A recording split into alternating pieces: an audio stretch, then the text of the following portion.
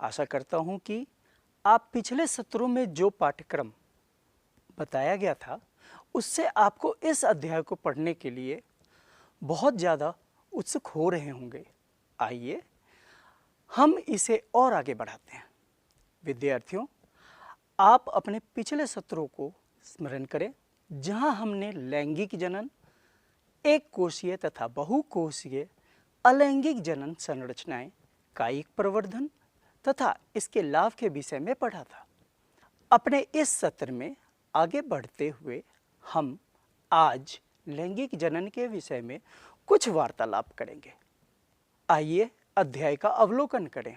लैंगिक जनन पादप और जीव में आज के इस सत्र में निम्नलिखित अध्याय के परिणाम देखेंगे।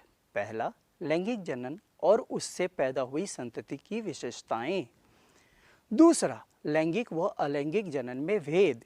तीसरा, पादपों व जीवों में लैंगिक जनन अवस्था का विश्लेषण। चौथा, प्राइमेट व नॉन प्राइमेट स्तनधारियों में चक्रीय परिवर्तन, मौसमी प्रजनक और ऋतुनिष्ठ प्रजनक। विद्यार्थियों, अगर आपको याद होगा कि हमने अपने पहले सत्र में लैंगिक जनन की विशेषताओं के साथ उसका अलैंगिक जनन से ज़्यादा जटिलता के विषय में पढ़ा था। आइए लैंगिक जनन की विशेषताओं को याद करें। पहला, युग्मक निर्माण। नर और मादा युग्मक जनन के लिए विशेष कोशिकाएं विपरीत लिंग के समान या अलग अलग व्यक्ति या जीव द्वारा निर्मित होते हैं। दूसरा, युग्मकों का संलयन। युग्मनज युग्मकों के संलयन का परिणाम होता है जो आगे चलकर एक नए जीव में विकसित होता है। क्या आप पिछली कक्षा में पादप में लैंगिक जनन का स्मरण कर पा रहे हैं? आइए इस चित्र के द्वारा आपको स्मरण कराता हूँ। हम किसी पुष्प का निरीक्षण करते हैं जो एक किसी परिपक्व पौधे का जनन अंग है। पुष्प में दो युग्मक पाए जाते हैं। नर युग्मक को पराग जो कि पराग कोश में एकत्रित रहते हैं और मादा युग्मक बीजांड जो कि अंडाशय में उपस्थित होती है। युग्मक बीजांड जो कि अंडाशय में युग्मक बीजांड जो कि अंडाशय में उपस्थित होती है। युग्मक बीजांड जो कि अंडाशय में युग्मक बीजांड जो कि अंडाशय में उपस्थित होती है। युग्मक बीजांड जो कि अंडाशय में उपस्थित होती है। युग्मक बीजांड जो कि अंडाशय में उपस्थित बीजांड जो कि अंडाशय बीजांड जो कि अंडाशय में उपस्थित होती है। बीजांड जो कि अंडाशय में उपस्थित होती है। बीजांड जो कि अंडाशय बीजांड जो कि अंडाशय बीजांड जो कि अंडाशय में बीजांड जो कि बीजांड जो कि अंडाशय में उपस्थित होती है।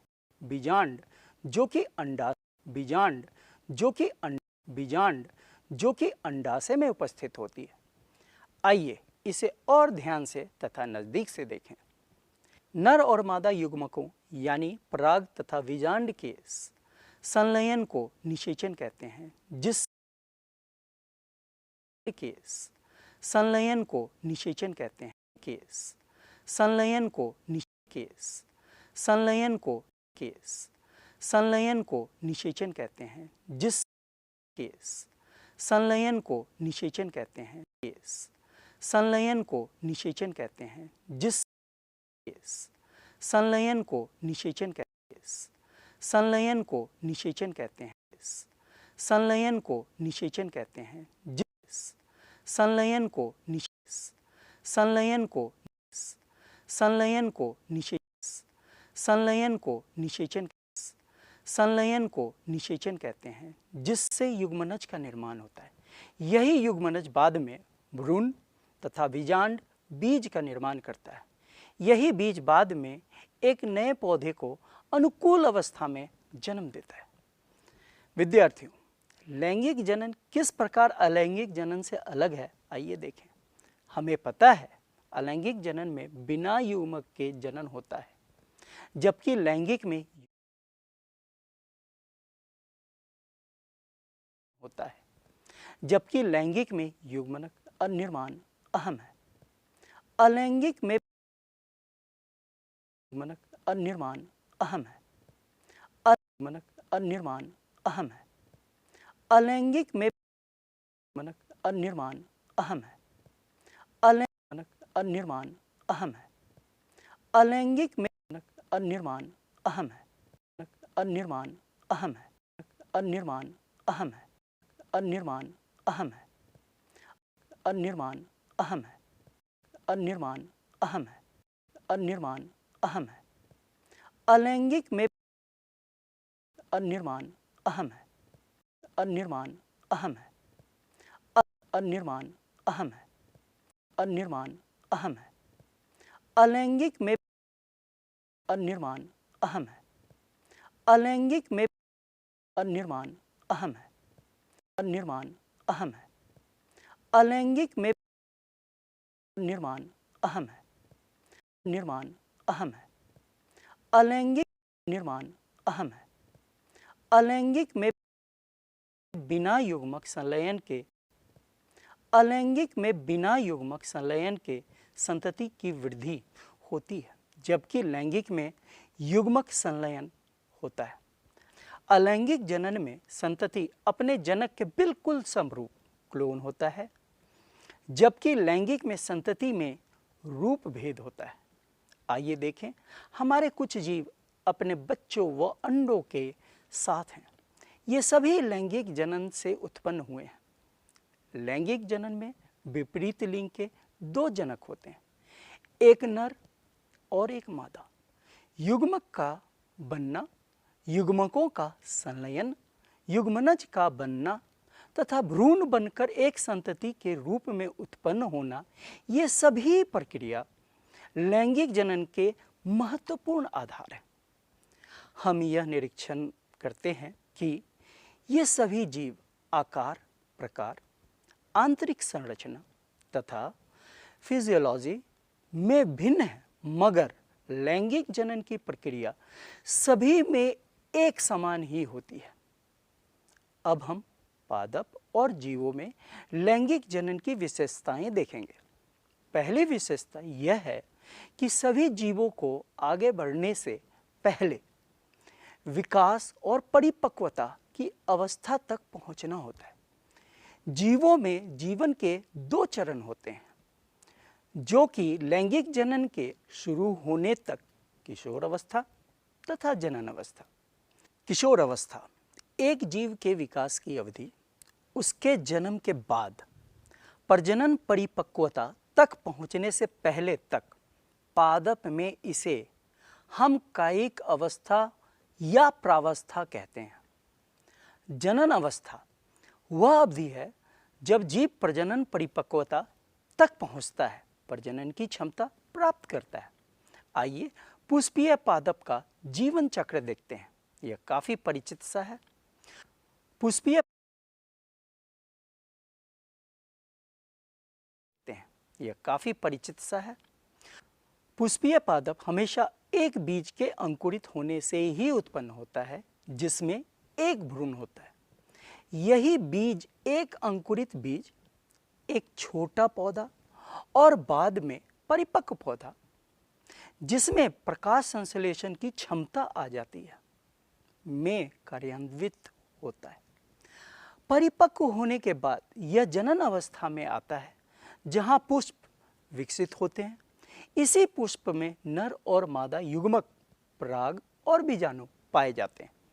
यही युग्मक संलयन से युग्मनज का निर्माण होता है और युग्मनज एक भ्रूण में तब्दील कर जाता है। एक और दिलचस्प जीवन चक्र को देखते हैं, मेढक का जीवन चक्र। आप स्क्रीन पर मेढक का जीवन चक्र देख रहे हैं। अंडे पानी में डिंब टैडपोल को जन्म देती है, जो मछली की तरह होता है। इसमें सांस लेने के लिए मछली की तरह गल्फर होता है। जब यह डिंब परिपक्व होता है तो गल्फर, पूंछ गायब हो जाते हैं और पीछे के पैर बड़े हो जाते हैं और अंत में यह पानी से बाहर आ जाता है। परंतु जनन के लिए उन्हें पानी में जाना ही पड़ता है। यहाँ नर मेढक पानी में मादा युग्मक को अपने युग्मक से निषेचित करता है। यह बाह्य निषेचन का उदाहरण है। यहाँ अंडा देना तथा नर द्वारा शुक्राणु देना ही जनन अवस्था का ही उदाहरण है। शुक्राणु देना ही जनन अवस्था का ही उदाहरण है। शुक्राणु देना ही जनन अवस्था का ही उदाहरण है। शुक्राणु देना ही जनन अवस्था का ही उदाहरण है। शुक्राणु देना ही जनन अवस्था देना ही जनन अवस्था का ही उदाहरण है। देना ही जनन अवस्था का ही उदाहरण है। देना ही जनन अवस्था का देना ही जनन अवस्था का ही उदाहरण देना ही जनन अवस्था का ही उदाहरण है। देना ही जनन अवस्था का ही उदाहरण है। देना ही जनन अवस्था का ही उदाहरण है। देना ही जनन अवस्था का ही उदाहरण है। नहीं जनन अवस्था का नहीं जनन अवस्था का नहीं जनन अवस्था का ही उदाहरण नहीं जनन अवस्था का ही नहीं जनन अवस्था का ही उदाहरण नहीं जनन अवस्था का ही उदाहरण है। जनन अवस्था का ही उदाहरण है। जनन अवस्था का ही जनन अवस्था का ही उदाहरण है।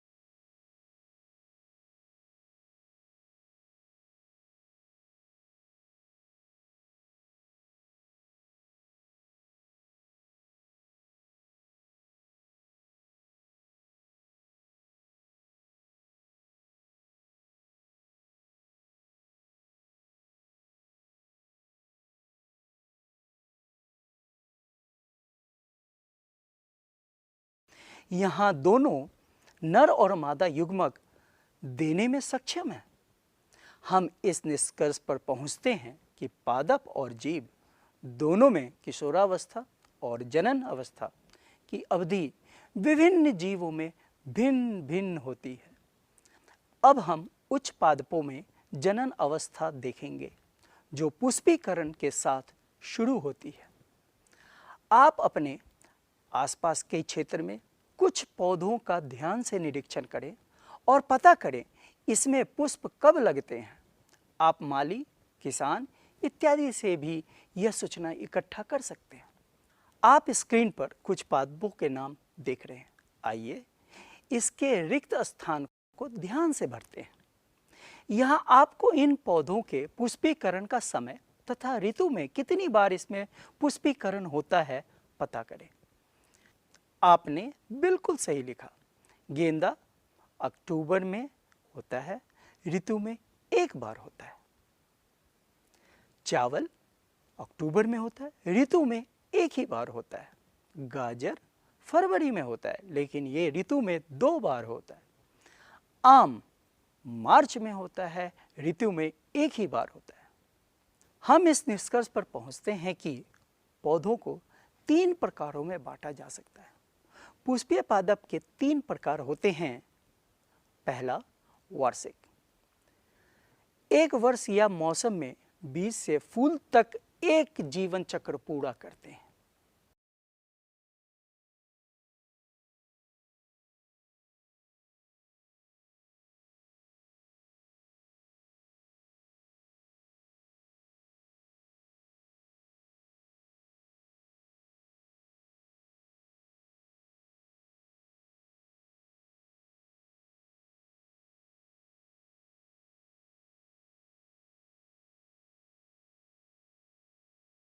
उदाहरण मक्का, गेहूं इत्यादि। दूसरा, द्विवार्षिक पौधे 2 साल या 2 मौसम में अपना जीवन चक्र पूरा करते हैं। प्रथम वर्ष में अंकुरण और दूसरे वर्ष में फूल पैदा करते हैं। जिससे प्रजनन होता है, उदाहरण गाजर व बंद गोभी। तीसरा, बहुवार्षिक पौधे 3 वर्षों से अधिक समय में अपना जीवन चक्र पूरा करते हैं। फूल भिन्न भिन्न पौधों में भिन्न भिन्न होते हैं, उदाहरण नारियल एवं आम। इस कथन के साथ हम किस परिणाम पर पहुँचे? पहला, वनस्पति और प्रजनन चरणों को वार्षिक और द्विवार्षिक पौधों में अच्छी तरह से परिभाषित किया गया है।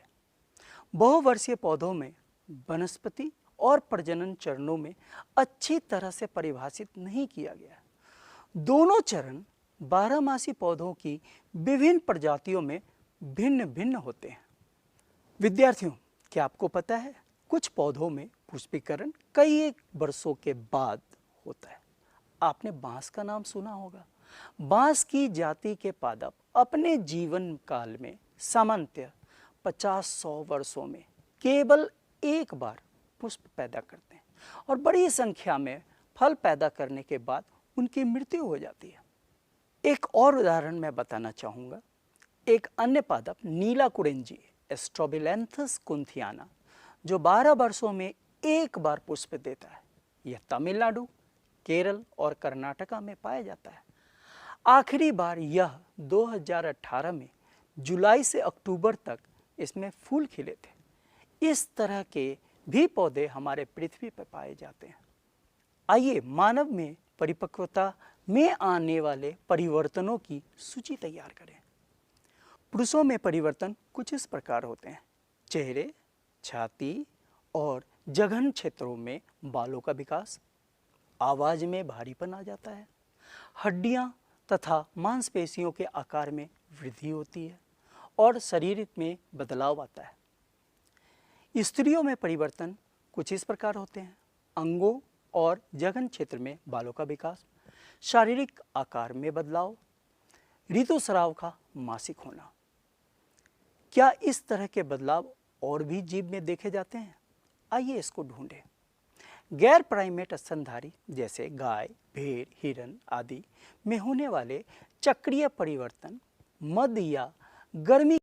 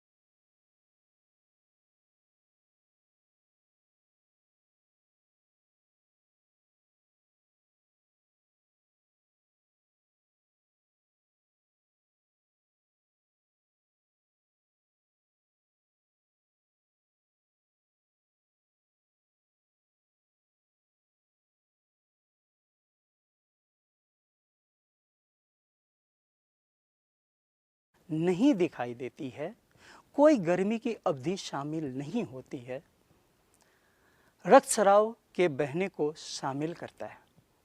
विद्यार्थियों, यहाँ कुछ स्तनधारी हैं जो कभी कभी जनन करते हैं, जब अनुकूल परिस्थिति या मौसम में या फिर लगातार। कभी कभी जनन करने वालों को मौसमी प्रजनक कहते हैं।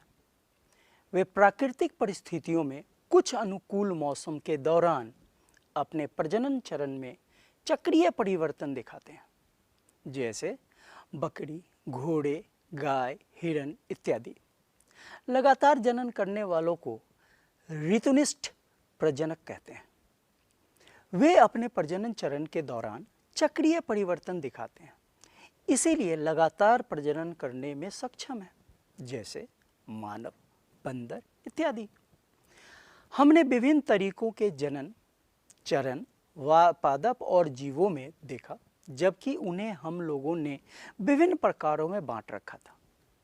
हम यह भी जानते हैं कि एक न एक दिन इस अवस्था का समापन होगा और जीवों और पादपों में चयापचय की प्रक्रिया धीरे धीरे खत्म हो जाएगी और जीव या पादप की मृत्यु हो जाएगी।